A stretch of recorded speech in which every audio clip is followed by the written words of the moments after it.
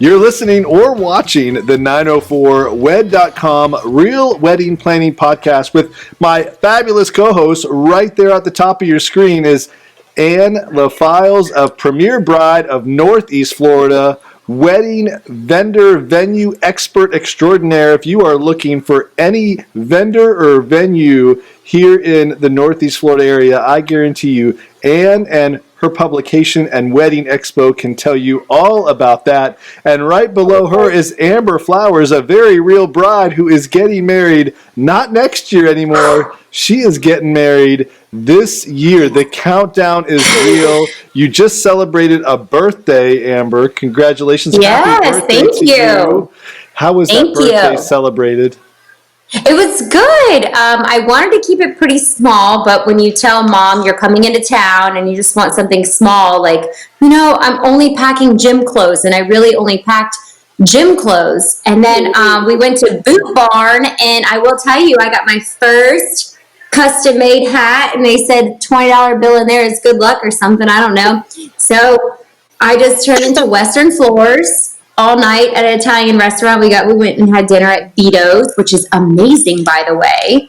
Oh, I'm glad I didn't have their pizza. I'm glad you had a prop because I wasn't sure when you said Boot Barn what you were talking about there, but now I get it. How about that? Like, do you see? I learned so much. It's like and it ties into the wedding. If you think, I do have a hat that is going to be worn during the wedding. You've mentioned strip clubs a couple times. I thought this was like some kind of Texas-themed strip club, like the Boob Bar. So I was just making sure what you were saying. Honestly, I was like, check 1, 2. Did he just say strip club? Like, no, I heard that correctly. The Boob Barn. Yes, that's actually brilliant. Why don't we have a Boob Barn in Jacksonville? Maybe one will be coming one day. I don't know, but listen, it could be on Phillips Highway already. It might be. Stop it. I want the naming credit if someone copies that name who's listening to this podcast. Speaking of listening to the podcast, if you have not subscribed, whatever your favorite medium is, we have put this podcast everywhere because we want as many brides and grooms and moms out there and dads, whoever else is interested, to learn from all of your trials and tribulations here, Amber. So please subscribe. That way you can be updated on the latest episodes. I only bring that up because I was also listening to some of the latest episodes. It's been a while here since we posted one. This is the first time we've actually recorded in the year of your wedding, this new year here. Yes. We're recording this in the middle of January, and I was just catching up on all that's been discussed, and it's amazing how far back this really goes. We have covered a lot of ground, and I'm starting to feel a little bit worried for you because there's some open-ended items here that I'm hoping you have some updates for here today.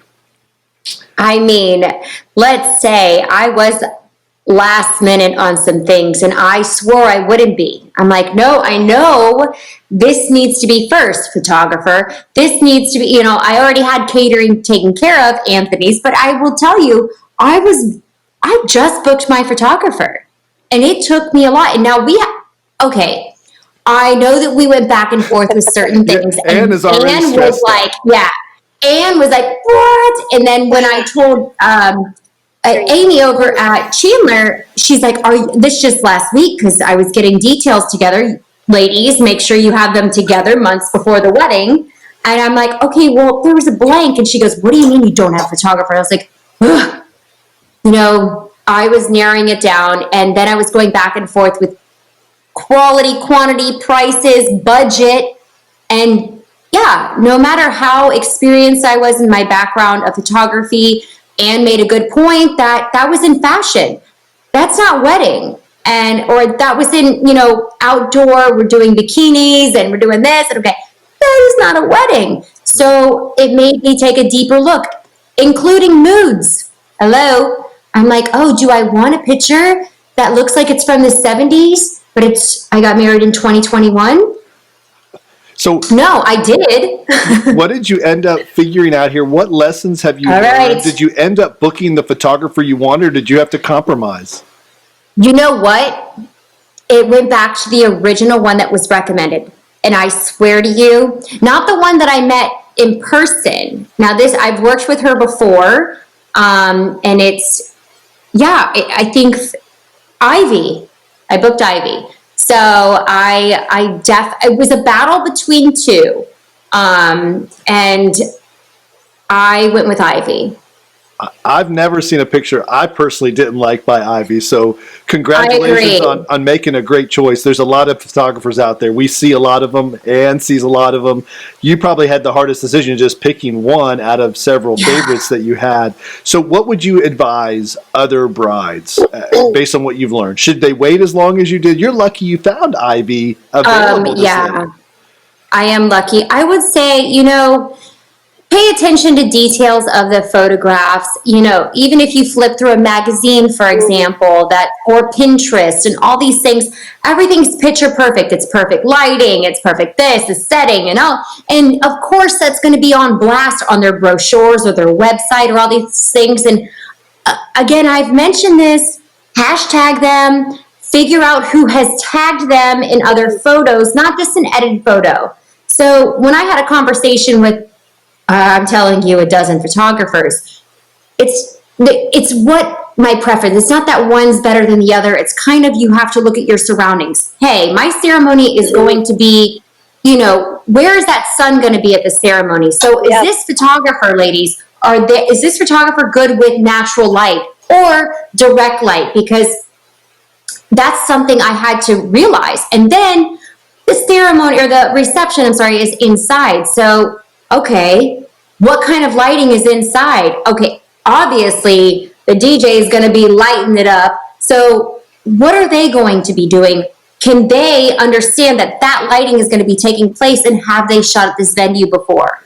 So those are my main things. Yeah. Because you want these photos to complement not just, most importantly, we think of the bride and groom, but our guests, but our vendors. They're going to be able to use these photos too, and you want also them to get along, especially the lighting, the videographer to the photographer. And I'll tell you right now, your photographer is in charge.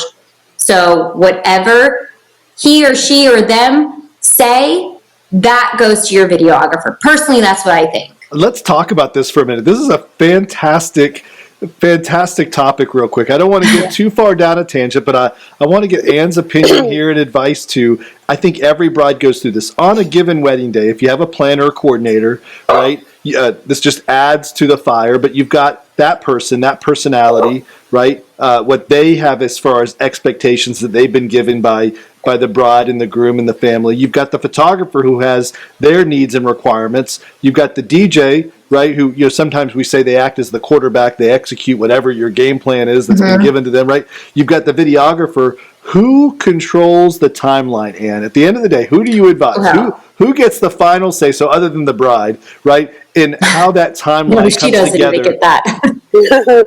Well, I think the wedding planner needs to be the one kind of coordinating with everybody first and foremost, because, I will say this, that I'm always Switzerland in the wedding world. I don't I like asking you the hard questions. I know.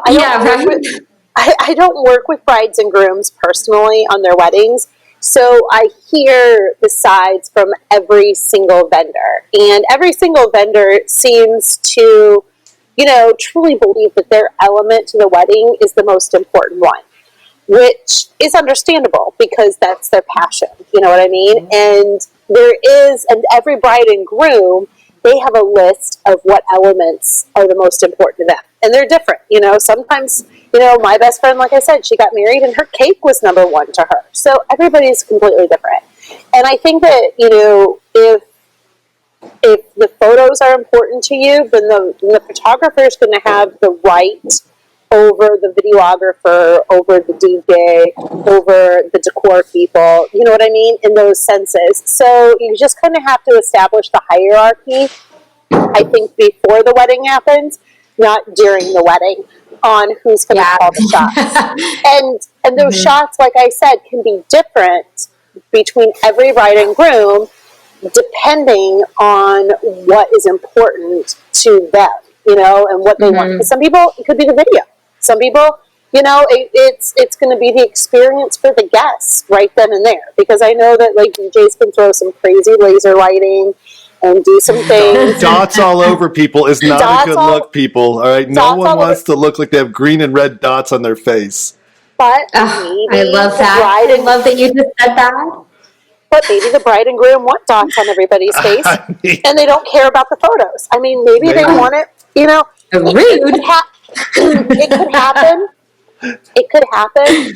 It just depends on what the preferences are for the couple. it's really solid advice, and here's all I want to add to that I think is really important, because as a DJ and in the other weddings that I get to go to and have the privilege to be part of those festivities, the honor, right? I get to see all this from a third party perspective, kind of like Anne in most cases, and what I see is when the bride or groom doesn't tell everyone, and it's not normal. I wish it was.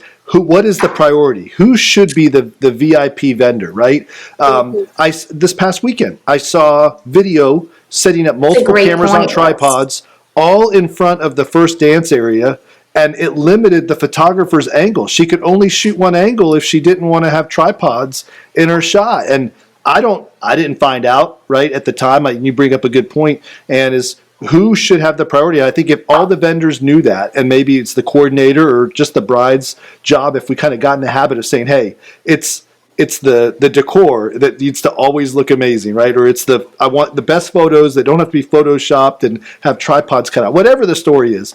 We saw during the first dance, the videographers two of them had gimbals. They had the stabilizers, so they're walking around in circles with the bride and groom. Right. You couldn't get a clean shot, I'm positive, while they were doing that. So something to think about, depending on what's important to you, right?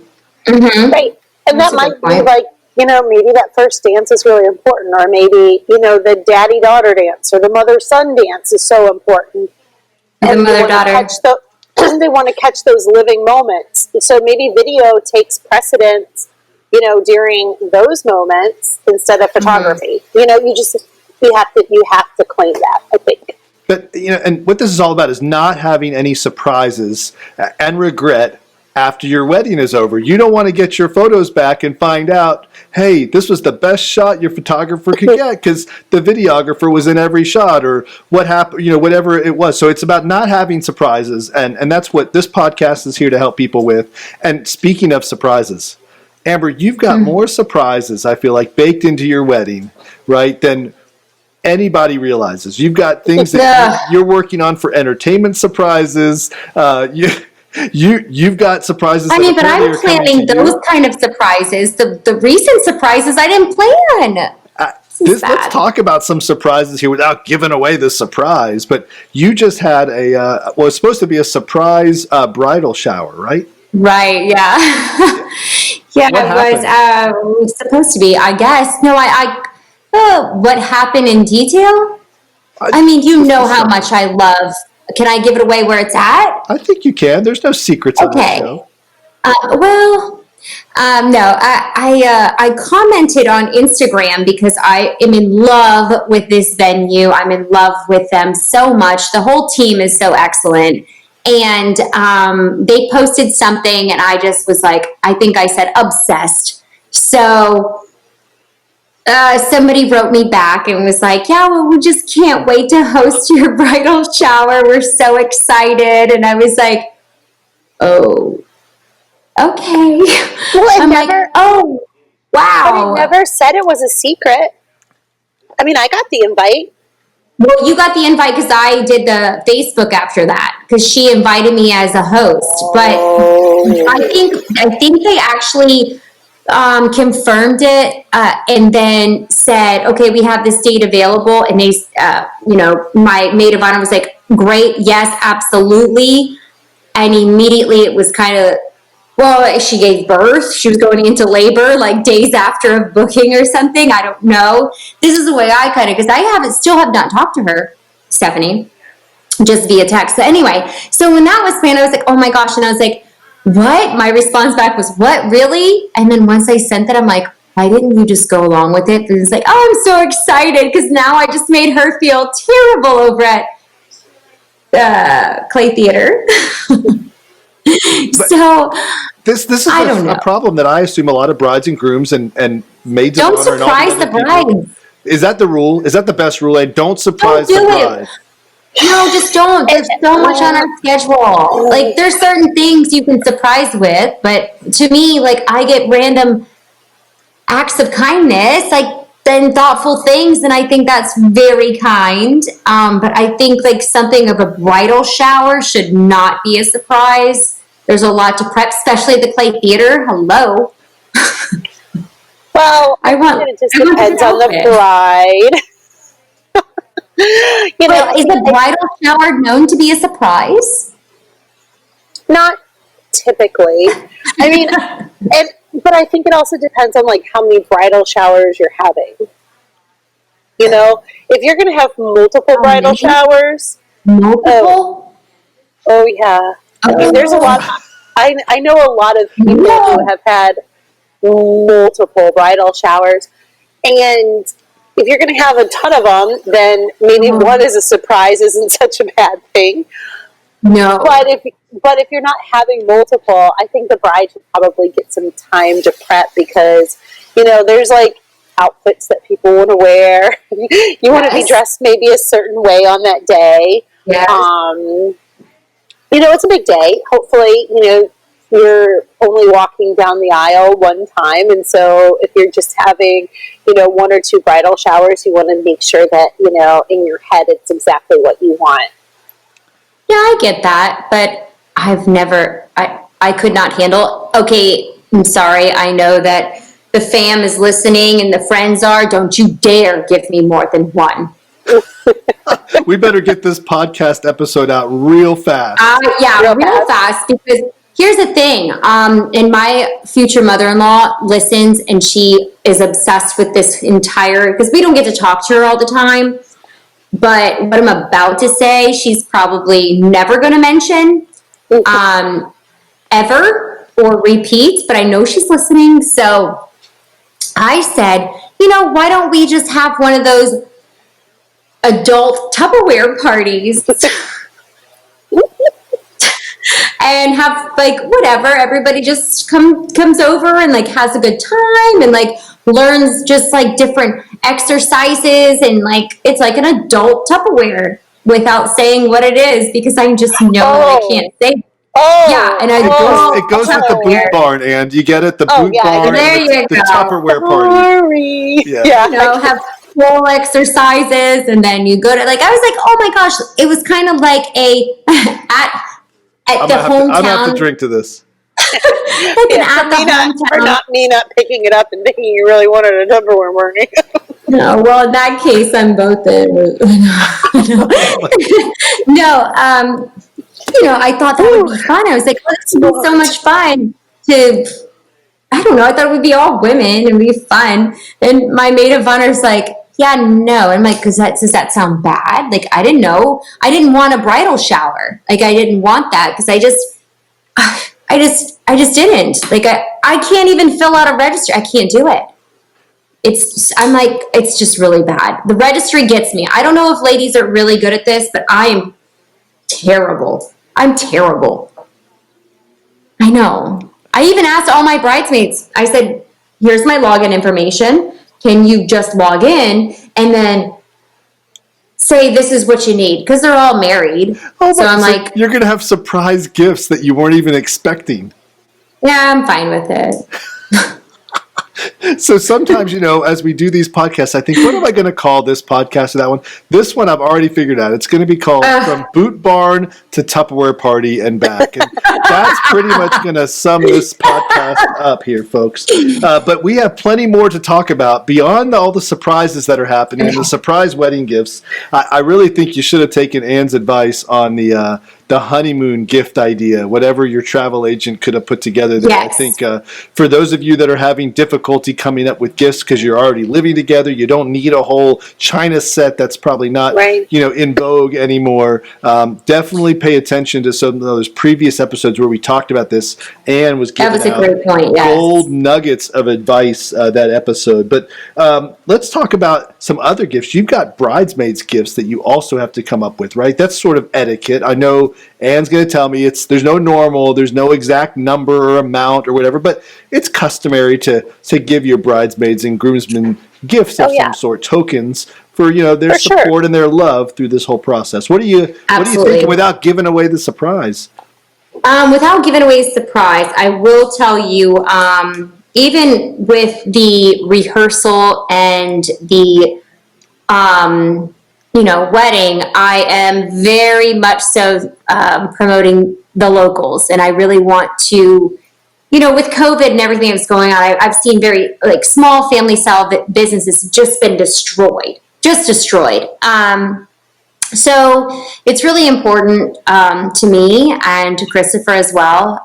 So some of the bridesmaids gifts, they are all very unique, but they are all made from anywhere from here in Orlando to Jacksonville, and a couple are from St. Augustine. Nice. I love it. Yes. All local. So it could be anything from some handmade. local distilled alcohol that we're famous for up here, right? Yes. Some of the breweries they will that we be at have. the wedding. There's some Peterbrook chocolate. I'm thinking of all the local options. What a great way to support local and also be different, right? For bridesmaids, groomsmen that aren't even from the area, this is stuff they may not ever be familiar with or ever seen before. Love it. Even local honey. And I'm just going to throw a little idea out there, and this isn't just for Amber, but this is for anybody, is that when you are having out-of-town guests and you do a room block at hotels, it is customary to do little welcome bags for your guests. So in your welcome bags, we always encourage you to shop local and to put some local things in there that people would not necessarily get or know about when they came to Jacksonville or St. Augustine. So things like, our local beers, Peterbrook chocolate's a great thing. You can find, the barbecue sauces from some of our favorite places like Sonny's, which is a local, restaurant here. Right. So think about things that are favorite to the bride and groom that revolve around our local businesses and communities. And you can stick small little samples in there. You can also go to visit Jacksonville and visit St. Augustine, pick up travel magazines, brochures, things like that. Yes. that might be of interest to your guests so they can go out and explore our city as well. Give them pointers. You can write down some of your favorite local restaurants. Tell them about the tours, especially St. Augustine, the Old Town Trolley tours. Yeah. I mean, it's perfect. We have Fountain of Youth, we have Old Town Trolley. All of those are great things to, put into those welcome bags as even a list of the bride and groom's favorites, things to do. So it just gives, because when your guests are traveling, they're not going to probably text the bride or groom for recommendations. But if you write those recommendations out in a cute little list and stick it in the bag, and all the hotels are really customary to having those welcome bags. So they're going to be sitting, everybody's name is going to be on the bag. They're going to be sitting behind the check-in. They know that you're in a room block. The person checking them in is going to turn around and give them that bag. And it makes your guests feel really special. So include water, probably Tylenol, little snacks, and then things about the First Coast. I love it. Hey, let's play a little game with Amber real quick without giving away your surprises. Since you are from Jacksonville, you're living in Orlando. Let's talk about some favorites real quick and give some credit to some restaurants out there. Whoa. Ann took a big sip. She took a big sip. Poor Ann. Sorry, I went down the wrong pipe. This is a live podcast. Okay. You may not watch it live, but we record this live. So anything that happens while we're talking, you're going to get right here. It's the real deal, y'all. But what is your favorite bar in St. Augustine, Amber? Oh my gosh. Oh, that's a good question. Ice Plant's one of my favorites, just because of the decor. Really, I vibe with a lot. As far as if it's after Ice Plant, I would go to the No Name Bar. And if I really want a nightcap, I love Stogie's. Oh, so. And what about you? What's your favorite bar in St. Aug? Ooh. I kind of have a thing for trade winds. We've always had trade winds iconic. Are you kidding? That's such trade winds. It's so fun sometimes, Yeah. The ultimate dive bar. Not go rehearsal though, because then you're gonna smell. They have a big bell at Trade Winds that they ring if you have a big tip or if you leave a big tip. Yeah. Trade Winds has always had some memories in St. Excellent. Augustine. Yes. So I have to say that's kind of a fun one. But there's so many great places. I mean, up and down St. George Street, I mean, the views, anything on the bayfront. The teeny martini bars. I was just going to say it. I just went there for the first time. I've lived here all my life. I've never stepped foot in there. Went there the first time. We had a fantastic time at the teeny martini bar. You can't beat that place. And then all the other. It really is so beautiful. The Prohibition Kitchen's really fun, too. That's a new place. Excellent. Dropping names left and right here. All right. How about favorite restaurant, Amber? Ooh. Okay, so before, I will say my favorite restaurant used to be Casa because I love their calamari, but recently they changed a lot, so I love the Floridian is really good. What is it called? Why am I having an issue with this? Pause. Walk down the other street. Well, Amber's thinking Prohibition's cheese curds or things are really good too because I've had those many nights. There is actually the number one pizza place. I was going to say, how did you not name that first? Knowing your love affair with pizza. I do not think it's number one. However, throwing shade. Shade is thrown because shade is going to be thrown. You know what? When I walked in there and actually ordered through the line, because it's kind of like, I don't know if you've ever been to South Florida, but Pizza Rustica, it's open to like 4 a.m. It's excellent. It reminded me of the same vibe. It's just like, okay, here you go. But I think even when I ordered a pie from there, I still didn't feel like it was number one. And honestly, it's really good, but I don't think it's number one. There's so many good. There's a place in St. Augustine Beach that's amazing pizza. So I don't know. I just wouldn't say number one. I think that it has a number one location to have a lot of votes. No question about that. No question. And your favorite restaurant in St. Augustine? Oh, this is so tough because you almost have to give me a category. I mean, remember I used to own a travel magazine too. So I have eaten like everywhere, and I can tell you amazing places to go. So if you're going for view, I'm going to say Caps on the Water. Oh, I don't think does that count as St. Augustine? Well, it's in St. Augustine. I mean, it's over the Volano Bridge. But it's number one in my book for watching inexperienced boaters try to dock their boat. Dock the boat, yes. I mean, the Reef is also really kind of a hidden gem because it's really the only restaurant on the beach, you know, with those views. So even in Northeast Florida, there's really not a lot of other restaurants that you can sit on the beach like the Reef. So how do you leave out the Conch House with its unique? Well, I was getting there. Yeah. I was getting to the Conch House because that's Reggae Sunday. So if you need a place to go, I mean, I know they're probably not doing it during COVID, but Reggae Sunday is kind of where it was at for a long time. Yes, the Conch that's House. a fun The Conch House with the little the bird's nest where you can sit in. Yeah, I mean, super fun. I think Collage is really... That's the name I was trying to think of. I love the Collage Room. It's a really great... What's the place where they do the dancing, the Latin dancing? They stomp on the floor. It's like the tasting room. The tasting room. The tasting room. But we also have the Columbia, which, I mean... Columbia. How can you not love the Columbia? Yeah, the Columbia. Right, because that's originally where we were doing the rehearsal dinner. Yeah, I mean, the food is great. The ambiance is great. I mean, St. Augustine sangrias are great. St. Augustine really has a lot of great things. I mean, A1A Ale Works, you know, sitting on the balcony is probably one of my favorite.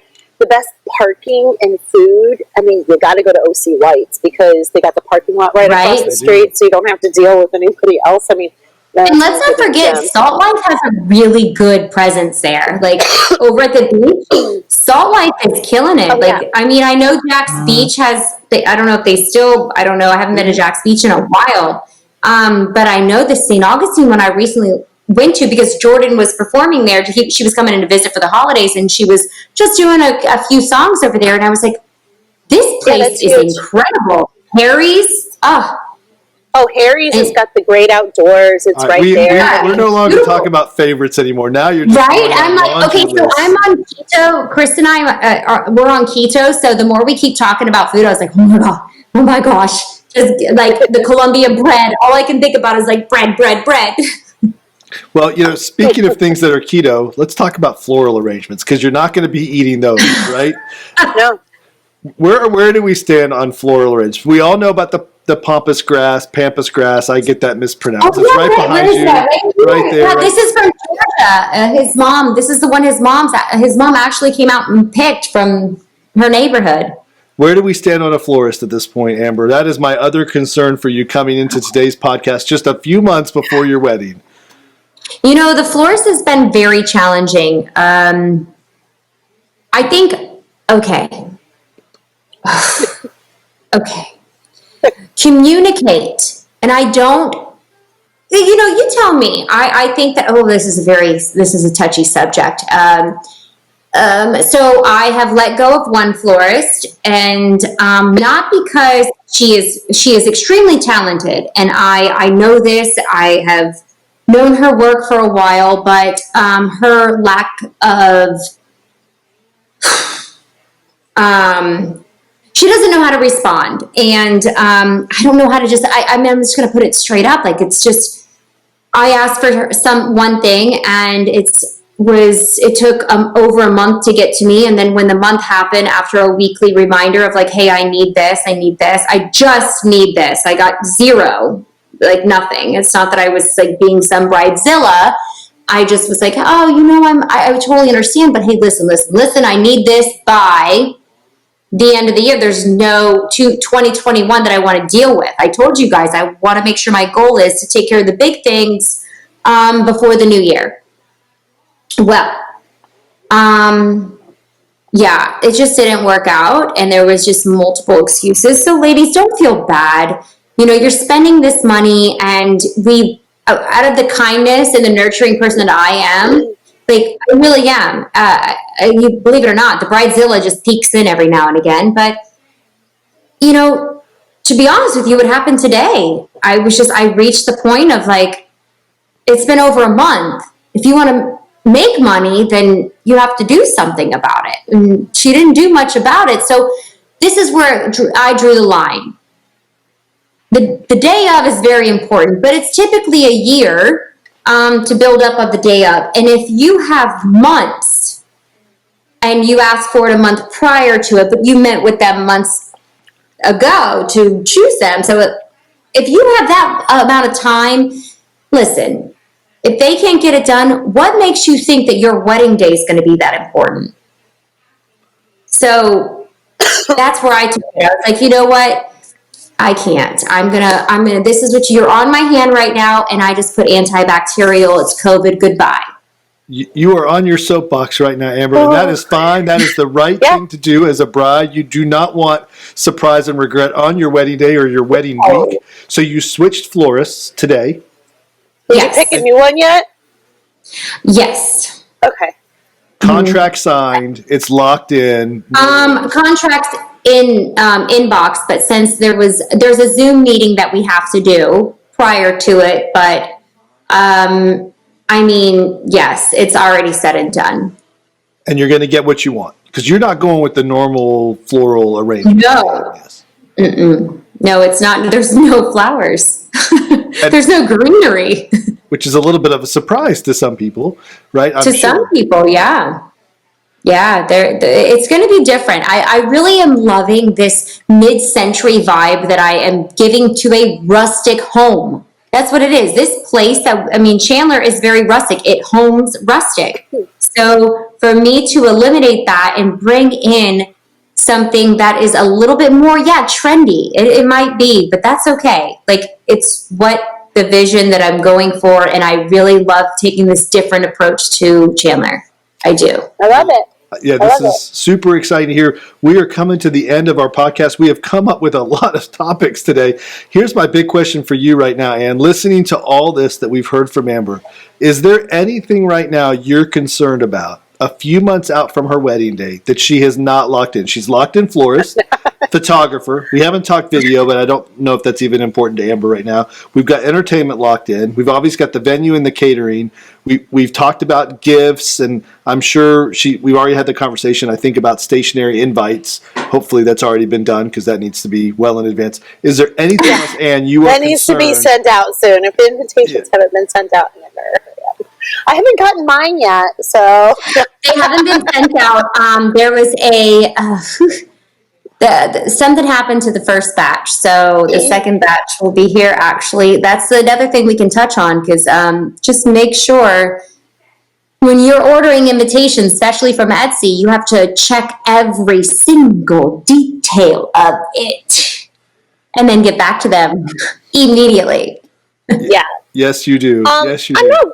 I'm not worried about Amber. I mean, I know that she's going to pull it off. She has, her mom is a total wedding pro, so I know her mom would not let anything, fall by the wayside. Maybe I'm stressed for Kim a little bit. We need to bring Amber's mom on the podcast next. That's what we need. Oh my gosh, let's do it. And I want to see Kim because Kim is honestly one of my favorite people in Jacksonville. I absolutely love Kim. So we go way back, and that's really how I met Amber because I like her mom so much that she passes the mom test, y'all. Very naturally, Amber and I became friends because of mom. But I feel good. I feel good now that Amber's got a photographer locked in. That was just really my only, stressing point. Oh, and Chris has all the suits and the groomsmen and the shoes and the bow tie and all these things. Everything came in. Yeah, it's and my outfit change. It's just going to be the details, and there's going to be something that's not going to go 100% right on her wedding day because it happens every single time. And it's going to be okay. And the only person that's going to know is Amber. Nobody else will know. So hopefully Amber just will learn not to stress about it because it's going to be okay. You're marrying Chris, and that's the most important thing. As long as we get you down the aisle. We've reached a climax here in our podcast. We're not going anywhere. We are following Amber all the way through her honeymoon. We're not going on their honeymoon, but we're going to follow them all the way through, y'all. Oh, I think we should do a podcast on that. Well, on their honeymoon. I feel like have all this new Tupperware. She's not right, all her Tupperware on her honeymoon. I feel like you've hit the peak of your wedding planning when all of your vendors have been locked in and loaded. And now it's just about execution, staying stress-free, the details, and hopefully enjoying the next few months and not turning into a bridezilla, which I know you keep talking about. So you're aware of it and you're not going to let that happen. That is not who you want to be. I know that. So I think that's step one, right, is acknowledging that and not being afraid to accept the bridezilla moments when they happen. They're completely normal. Amber, thank you so much for all of everything you've shared. You have been a very open and willing participant here in this podcast, and we appreciate that, of course. And all the brides and grooms and family who are listening, I'm sure appreciate being part of this experience as well. So I cannot wait for our next podcast to learn more about where you stand. We can get off your back about the vendors, right? And vendors. And we can start talking about some of the fun details and the other things that you're having to deal with, because the wedding planning does not stop until the final guest leaves that night, right? Yep. And I'm so excited. You guys are following me all the way through this. This is so exciting. This is going to be crazy to watch the entire thing too. And COVID go away. Right. COVID go away. Who would have thought we'd still be talking about that almost a year later? No. Well, that's just the way it is. We got to roll with the punches, y'all, but we are going to be rolling out of time right here. So, Ann, thank you so much for all of your amazing expertise and advice. And Amber, thank you for being on our podcast here. We will catch everyone on our next episode. Be sure to subscribe so you can get alerted the second we post another episode. We appreciate all of the feedback we're hearing, and we also appreciate that this is being sponsored by Premier Bride of Northeast Florida and JaxHomes.com. Everyone, we will catch you on our next episode. Thanks.